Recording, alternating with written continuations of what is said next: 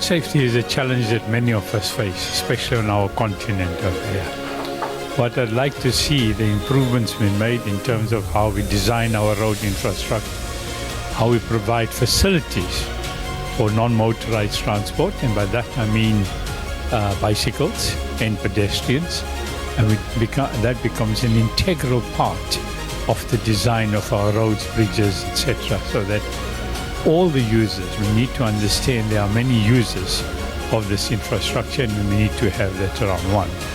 Disons que c'est une rencontre solennelle.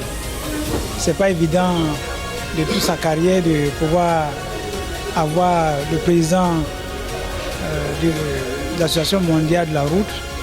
Et c'est pour nous une opportunité que nous saisissons vraiment pour avoir un moment de partage, de rapprochement, d'échange, afin de pouvoir trouver des opportunités que PIAC peut offrir à notre pays. Donc cette rencontre nous permet donc de tisser des liens, vraiment de fraternité, et aussi de pouvoir, dans les jours ou bien années à venir, tirer profit, disons, de notre rapprochement et de ce que désormais donc nous pouvons vraiment nous côtoyer, échanger, se connaître pour mieux vraiment faire bénéficier notre pays de cette rencontre et cette opportunité que nous avons rencontrée ici à Abidjan avec le président.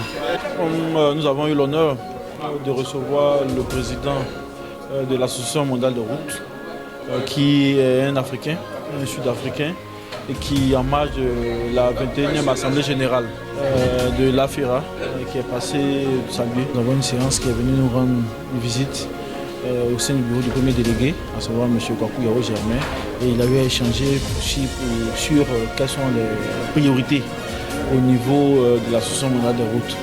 Il en a relevé deux, les questions de sécurité routière, quelles sont les dispositions qu'ils prennent ou qu'ils entrevoient ou qu'il est nécessaire de mettre autour de notre route pour qu'on ait des routes un peu plus sûres, et aussi la question de la surcharge de trafic, donc c'est un peu les exemples.